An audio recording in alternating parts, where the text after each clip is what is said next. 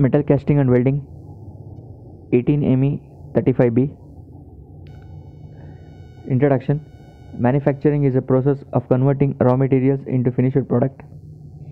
It includes design and manufacturing of goods using various production methods and techniques. Every product requires material from which the product is made and also requires a method to convert raw material into desired product. We need machines to convert the raw materials to get desired shape and size. To convert the raw material into the product using machine and methods, we require men to operate the machines and to apply the methods. Money is the essential input required for purchasing raw materials, machines, and manpower. Classification of manufacturing process. Manufacturing process broadly classified into four: casting, forming, machining, and joining. Casting is again classified into expandable mold and permanent mold, forming into hot working, cold working, machining into conventional machining, non-conventional machining, joining into permanent joining and temporary joining. In expandable mold, sand casting, green sand, dry sand, shell casting, foam casting, investment casting. In permanent mold, gravity die casting, pressure die casting, centrifugal casting. Hot working, forging, rolling, extrusion. Cold working, wire drawing, bending, swaging, roll forming. Conventional machining, turning, milling, grinding, tapping, drilling. Non-conventional machining, laser beam, electropolishing, ultrasonic machining, water jet machining, electro discharge, electrochemical.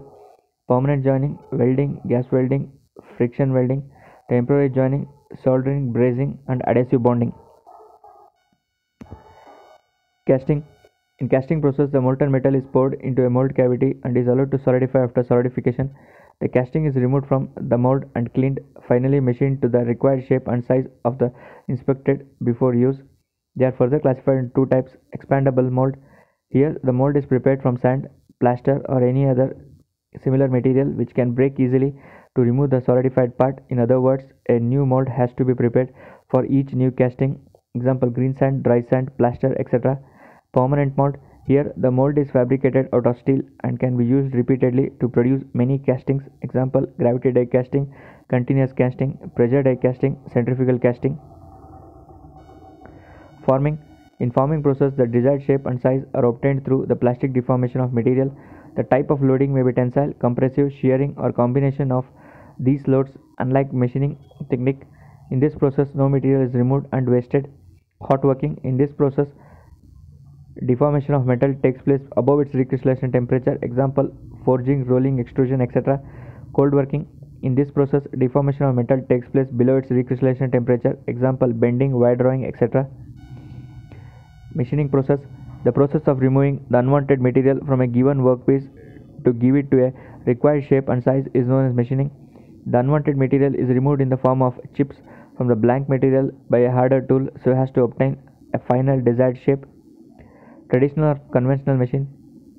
In this process, a cutting tool is used to remove excess material from the workpiece. The tool is rigidly mounted on the machine. Example: turning, milling, drilling, grinding, etc. Non-traditional machine or non-conventional machine. In this process, a layer of electron beam, chemical erosion, electric discharge, or electrochemical energy is used instead of traditional cutting tool. Joining. In this process, two or more pieces are joined together to produce the required shape and size of the product. The joint can be either permanent or temporary. Permanent joint. In this joining, it can be done by pouring metals together, that is welding, gas welding, etc.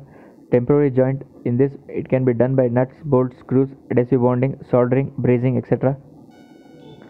Selection of a process for production. Selection of a particular process for manufacturing to produce a given component depends on several factors. Some of the important factors to be considered are: shape to be produced, quantity to be produced, type of material, quality and property requirement, surface finish and dimensional tolerance, technical viability of the process, economic consideration. Shape to be produced. The shape of the component plays a very important role in selection of the process. If the shape is simple, it can be machined from raw material or it can be forged or extruded. However, when the shape is highly complex and intricate, casting is best suited. Quantity to be produced. The quantity required is also an important factor. For small quantities, casting may not be required or economical, while for large quantities it is best suited. Type of material. The type of material and its properties such as ductile, hardness, toughness, brittleness are the contributing factor. Very hard materials cannot be machined easily. Brittle materials cannot be mechanically worked. Surface finish and dimensional tolerance. The surface finish and dimensional tolerance limits the selection of process considerably. Example, commercial sand casting processes cannot be used for high degree of surface finish and tolerance are required if they are used.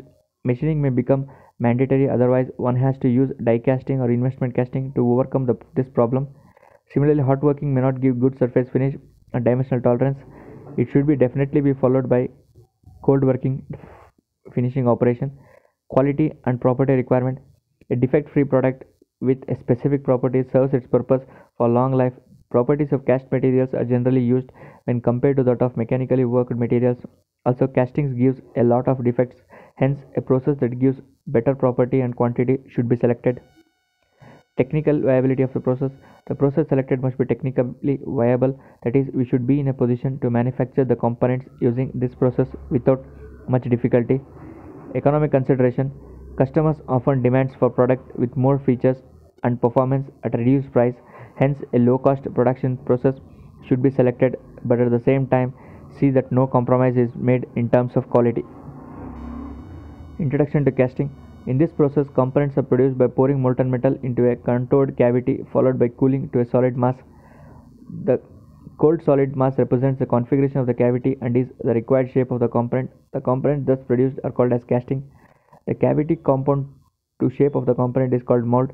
The mold can be made of refractory material or metal. The mold made out of refractory material is called sand molds, and that made out of metal is called metal molds or dies. Cooling of liquid metal to solid metal is termed as phase transformation. The place where this activity is carried out is referred to as foundry. In short, casting process involves shaping of the metal by using a mold cavity and hot metal. In this process, the final shape is released without using any other mechanism used in other processes except the conversion of liquid metal to solid metal. Steps involved in making a casting: pattern, mold preparation, core making, melting and pouring, cleaning and inspection. Pattern. A pattern is a replica of the object it is to be cast. It is used to prepare a cavity into which the molten metal is poured. A skilled pattern maker prepares the pattern using wood, metal, plastic, or any other material. Many factors like durability, allowance for shrinkage and machining, etc., are considered when making a pattern. Mold preparation. It involves for making a cavity by packing sand around pattern enclosed in a supporting metallic frame. When the pattern is removed from the mold, an exact shaped cavity remains into which the molten metal is poured. Gating and rising are provided at suitable locations in the mold. Core making. In some cases, a hole or a cavity is required in the casting. This is obtained by placing a core in the mold cavity. The shape of the core corresponds to the shape of the hole required. The mold is cleaned and finished before metal pouring. Melting and pouring. Metals or alloys of the required composition are melted in a furnace and poured into the mold cavity. Many factors like temperature of molten metal, pouring time, turbulence, etc. should be considered while making and pouring. Cleaning and inspection.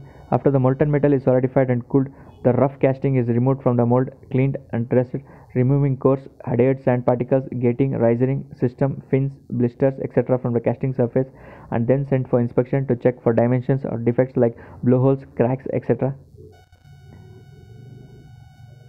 This is a block diagram indicating the steps involved in making a casting: component specification, raw material, molding, sand preparation, pattern making, core making, melting, assembly, pouring, solidification, fettling, heat treatment, and finally inspection.